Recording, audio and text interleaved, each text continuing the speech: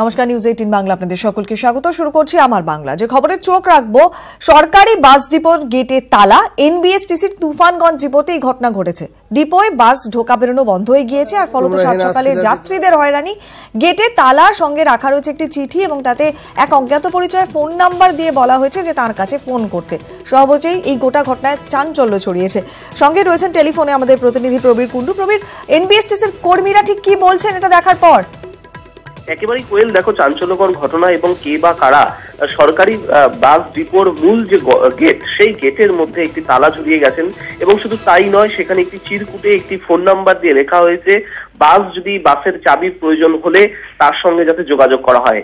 কেন এই ধরনের ঘটনা ঘটানো হলো সেটা নিয়ে কিন্তু এই মুহূর্তে বড় প্রশ্ন, এবং তার চেয়ে বড় প্রশ্ন উঠছে রাতে সরকারি বাস ডিপোতে যে নিরাপত্তা কর্মীরা থাকেন তাদের দায়িত্ব নিয়ে। মূলত এই তুফানগঞ্জ বাস ডিপোতে 2 জন নিরাপত্তা কর্মী রাতে পাহারার দায়িত্বে থাকেন, তাদের দায়িত্ব নিয়ে কিন্তু এই মুহূর্তে প্রশ্ন উঠছে এবং মূলত এনবিএসটিসি সূত্রে খবর তাদের বিরুদ্ধে কিন্তু প্রয়োজনীয় আইনি কড়া পদক্ষেপ নেওয়া হতে পারে বলেই খবর রয়েছে এনবিএসটিসি সূত্রে। এবং মূলত তোমাকে জানিয়ে রাখি, প্রায় 17 থেকে 18টি বাস, সরকারি বাস এই ডিপো থেকেই কিন্তু বের হয় এবং মূলত শুধু কোচবিহারেই নয়, কোচবিহারের দিকে বিভিন্ন রুটে বাসগুলো বেরোনো ছাড়াও কালিয়াগঞ্জ, বালুরঘাট, শিলিগুড়ি রুটেও কিন্তু এই সকালবেলা তুফানগঞ্জ ডিপো থেকে বাসগুলো বের হয়।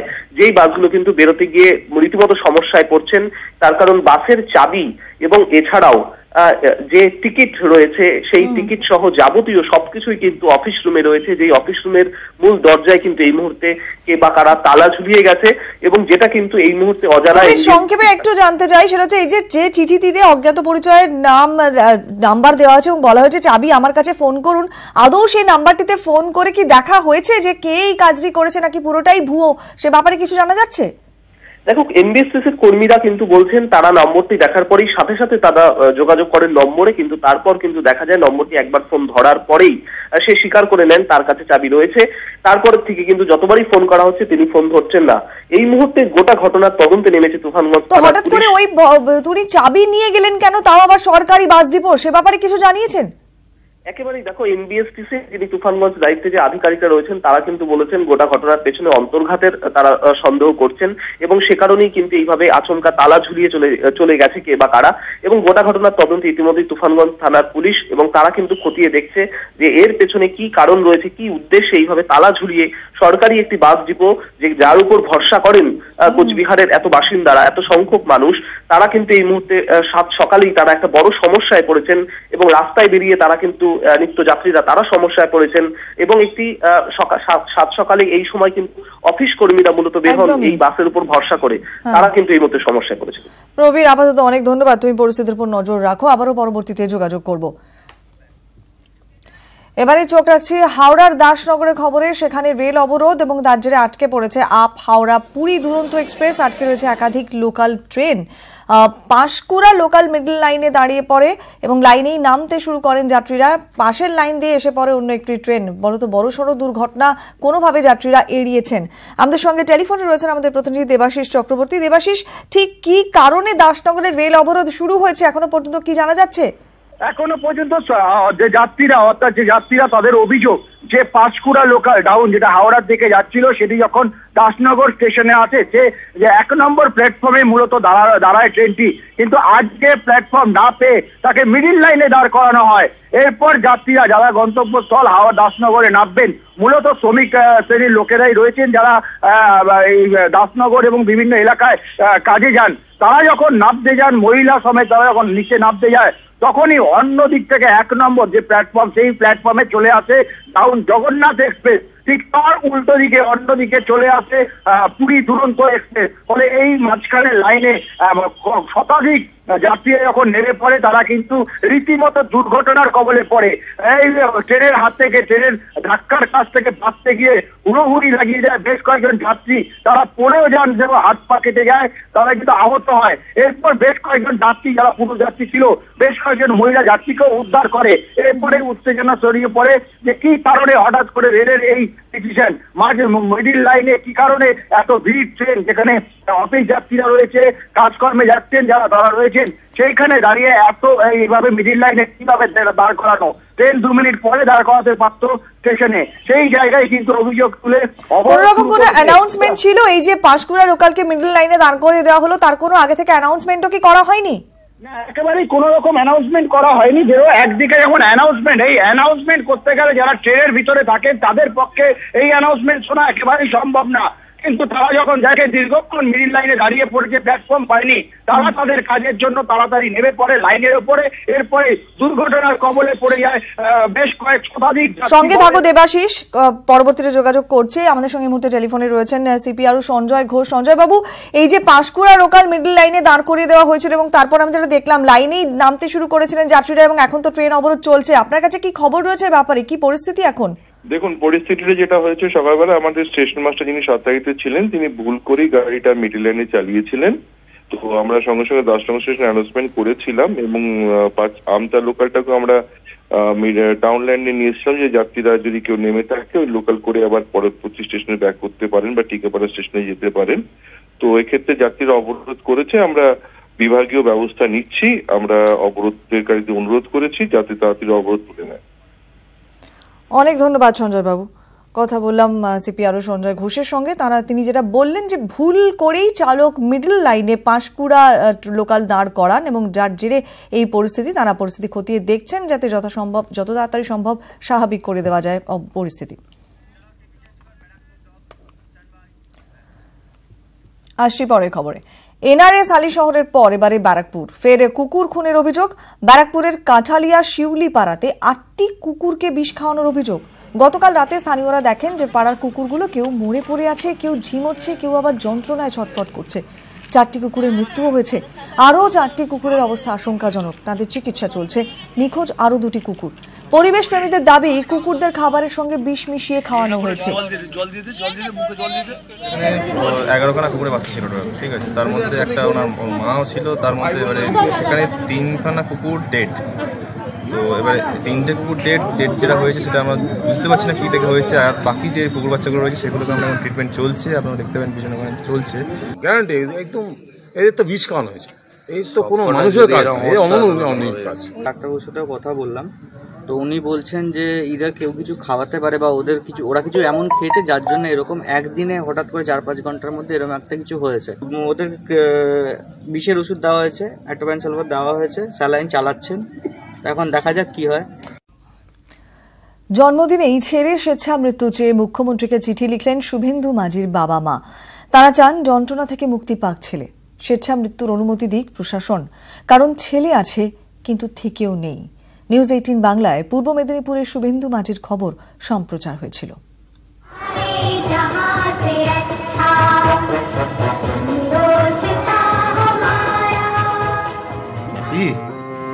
বাবা উঠে বস। চারিদিকে জয় হিন্দ, নেতাজি অমর রহের ধ্বনি। 23শে জানুয়ারির দিনে পাড়ায় কুচকাওয়াজের আওয়াজ, তাতেই মনে পড়ে 1981 সালের এই দিনটার কথা। পূর্ব মেদিনীপুরের জগন্নাথপুরে জন্ম শুভেন্দু মাঝির।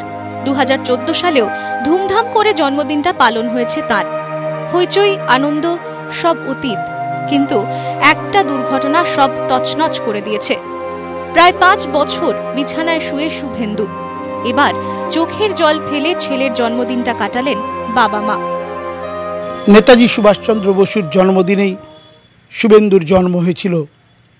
সেদিন থেকেই এই মাঝি পরিবারে আজকের দিনে রীতিমতো আনন্দে মেতে উঠতেন পরিবারের সদস্যরা। 2014 সালের পর থেকে এই আজকের দিনের সেই উৎসবের ছবি আর দেখা যায় না। সে বছরই মোটর বাইকে বিয়ে বাড়ি থেকে ফেরার সময় হলদিয়া মেচেদা রাজ্য সড়কে দুর্ঘটনা ঘটে শুভেন্দু মাঝির। একমাত্র ছেলে শুভেন্দুকে নিয়ে অনেক স্বপ্ন ছিল মা বাবার। ছেলে ইঞ্জিনিয়ারিং পাশ করে হলদিয়ায় চাকরি পান, বিয়ে করেন।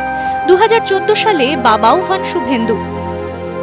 আর সে বছরই ভয়ঙ্কর পথ দুর্ঘটনা। প্রায় কোটি টাকা খরচ করে চিকিৎসা হয়েছে, কিন্তু তাতে সাড়া মেলেনি। চিকিৎসকরা জানিয়েছেন নার্ভাস সিস্টেম কোমায় চলে গেছে। মা বাবা এখন চান ছেলের অঙ্গদানের মধ্য দিয়ে অন্যের জীবনে ছেলেকে খুঁজে পেতে। মা বাবা বাধ্য হয়ে চাইছেন একমাত্র ছেলের স্বেচ্ছা মৃত্যু। এই খবর প্রথম নিউজ 18 বাংলায় দেখানো হয়। তারাই এবার চাইছেন প্রশাসন সেই অনুমতি দিক। সব দিক থেকে আর বিধ্বস্ত হয়ে গেছি, আর পারতেছি না সামলাতে। সেই জন্য মুখ্যমন্ত্রীর কাছে আবেদন করছি যাতে আজকাল এইসব স্বেচ্ছাদান, দেহদান, অঙ্গদানের মারফতে সেটি অন্য কারোর হয়ে যেতে বেঁচে থাকুক। ছেলে তো এত চিকিৎসা এত বছর ধরে হচ্ছে, কিছুই তো হচ্ছে নি। তো যতই করি না তো ভালো লাগতো, তো কষ্ট হচ্ছে, তো ছেলেকে ছাড়তে কষ্ট হচ্ছে প্রচুর। গত 5 বছরে কলকাতা, বেঙ্গালুরু সহ বিভিন্ন জায়গায় চিকিৎসা হয়েছে, কিন্তু লাভ হয়নি। এই যন্ত্রণা সহ্য করতে না পেরে শিশু সন্তানকে নিয়ে শুভেন্দুর স্ত্রী চলে গিয়েছেন তার বাবার কাছে। শুভেন্দুর কাছে এখন শুধুই তার বয়স্ক মা বাবা। ছেলের যন্ত্রণা সহ্য করতে না পেরে জন্মদিনে চোখের জল ফেলেই স্বেচ্ছা মৃত্যুর আবেদন লিখে ফেললেন শুভেন্দুর বাবা মা।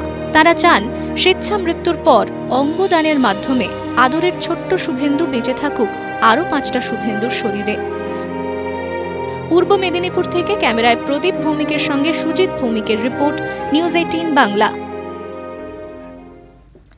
নিউজ 18 বাংলার খবরের জের। সংবাদ মাধ্যমে রায়গঞ্জের রাড়িয়া গ্রামে কিডনি পাচার চক্রের কথা জানতে পেরে এবার ময়দানে নামল জেলা প্রশাসন। ক্ষতিগ্রস্তদের নানা সাহায্য তুলে দেওয়া হয়েছে। একই সঙ্গে অঙ্গ পাচার চক্র নিয়েও সচেতন করা হয়েছে তাদের।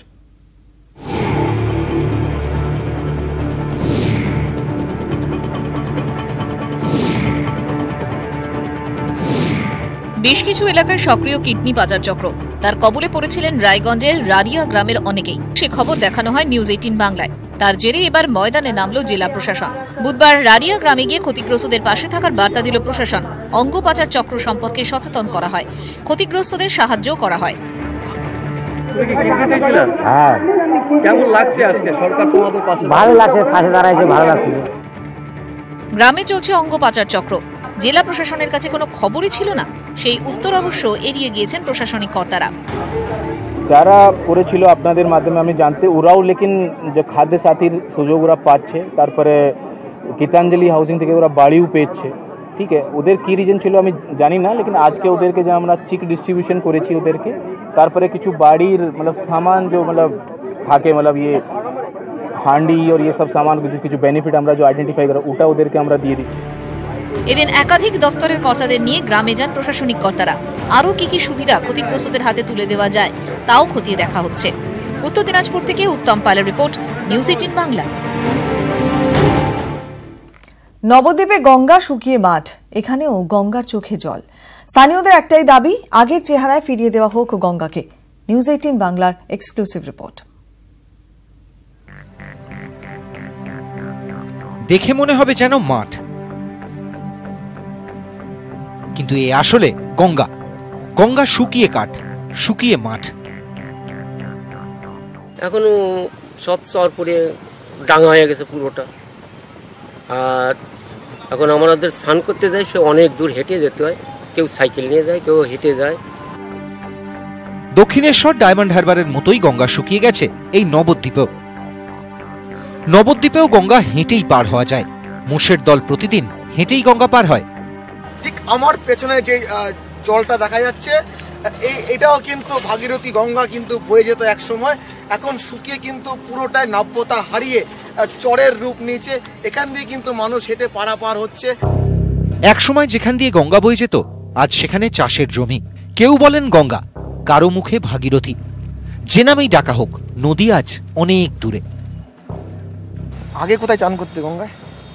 গঙ্গায় ওই উপরে চান করতাম, ওই খাম্বাটা ওই ছিল না। আর এখন? এখন কোথায় চান করো গঙ্গা? এখন এই জায়গায় চান করি। আগে গঙ্গায় জল থাকতো এই সময়? হ্যাঁ। নদীর বুকে চড়, নদীর চোখে জল। না আছে গভীরতা, না আছে স্রোত। অনেকটা হেরফের হয়েছে। কিরকম? গভীরতাটা কমে গিয়েছে, এটাও তাই।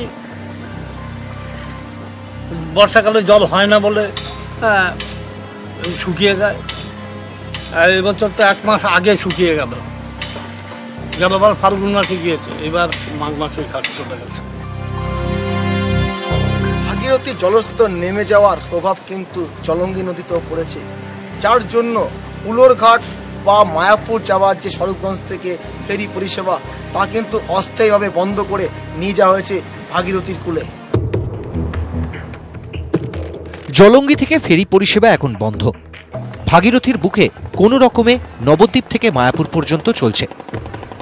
নদীর অবস্থা খুবই খারাপ, নদীর জল নেমে গেছে, তর নেমে যাওয়াতে, চড়া পড়ে যাওয়াতে ঘাটটা এখানে চলে এসছে, মানে ভিতর দিকে ছিল ঘাট, সেই ঘাটটাই নদীতে চলে এসছে গঙ্গায় আর কি।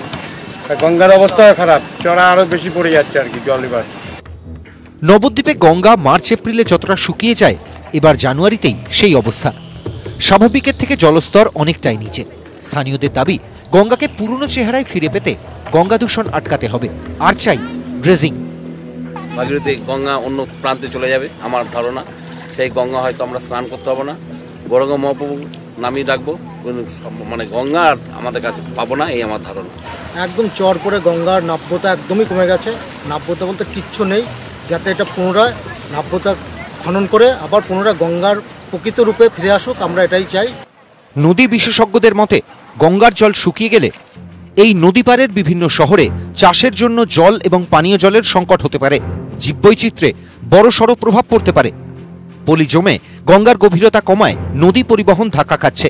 2016 সালে গঙ্গায় জল সংকটের কারণে 3 বার এনটিপিসির ফারাক্কা তাপবিদ্যুৎ কেন্দ্রের 6টি ইউনিট বন্ধ হয়ে যায়। আবির ঘোষাল ও রঞ্জিত সরকার, নিউজ 18 বাংলা। বর্ধমান শহরে ডিএন দাস হাই স্কুল। মানুষ পেঁচা সহাবস্থান এখানে। লেখাপড়া শেখে 2। আশ্চর্য হচ্ছেন? দেখুন। পেঁচা কয় পেঁচানি, খাসা তোর চেঁচানি। তবে যখন তখন কর্কশ চিৎকার আর নয়। স্কুলেই দীর্ঘদিনের যৌথ পরিবার, তাই পেঁচার গলায় সহবত শিক্ষার ছাপও যথেষ্ট। এই ছবি বর্ধমান শহরের ডিএন দাস হাই স্কুলের।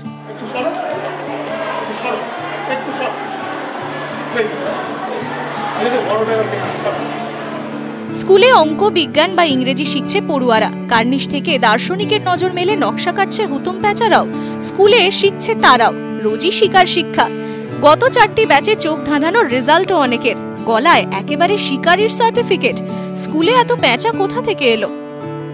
বারান্দার কার্নিশে পায়রার জন্য যে জায়গা করা ছিল, সেখানে একটি পেঁচা দেখলাম বসে আছে। আমার ডেগার্ড রাধেশ বলে, স্যার পেঁচাটা বসছে। সেটা ছিল একটা ফিমেল পেঁচা, আর দেবদারু গাছে ছিল সাদা রঙের মেল পেঁচাটা। তো তাকে আকৃষ্ট করার জন্য বিভিন্ন ধরনের ইঁদুর, ছোট ছোট বিভিন্ন পাখির বাচ্চা এখানে রাখতো। তারপরে দেখলাম 2টো পেঁচা একসঙ্গে বসতে শুরু করলো। স্কুল ছুটি ছিল সেই সময়। এটা হচ্ছে বার্ন আউল, বিশেষ ধরনের। এটা কেউ কেউ বাংলায় হনুমান মুখ পেঁচা বলে, কেউ কেউ লক্ষ্মী পেঁচা বলে। স্কুলের মিড ডে মিলের পাহারাদার যেন হেডমাস্টার মশাইয়ের কড়া নজর। ছাত্রছাত্রীদের খাওয়ার সময় ইঁদুর বাদুড়ে মধ্যাহ্নভোজ সারতে ব্যস্ত পেঁচারাও। 2টো ছিল, তারপর ডিম পেড়েছে তারা, তারপর আস্তে আস্তে বাড়ছে একটা একটা করে। একসঙ্গে যখন লাইন দিয়ে থাকে খুব সুন্দর লাগে। এবং 6টা বাচ্চা। ইঁদুরগুলোকে বাবা পেঁচা ধরে ধরে দেয়, বাচ্চারা খেয়ে নেয়। তার জন্য ইঁদুরের উৎপাতও কমে গেছে এখন। সাপগুলোও সতর্ক হয়ে গেছে, সাপগুলোকে ধরে ধরে খেয়ে নিচ্ছে। পেঁচাগুলোকে খাবার দিই, জল দিই, ওই জল এখানটায় রাখি, খেয়ে নেয়। চোখের সামনেই পেঁচার জীবনচক্র দেখতে পাচ্ছি। মাজা গলা, চাঁচা সুর। বর্ধমানের এই স্কুল বিল্ডিংয়ে আহ্লাদে ভরপুর পেঁচা পরিবার। বর্ধমান থেকে শরদিন্দু ঘোষের রিপোর্ট, নিউজ 18 বাংলা।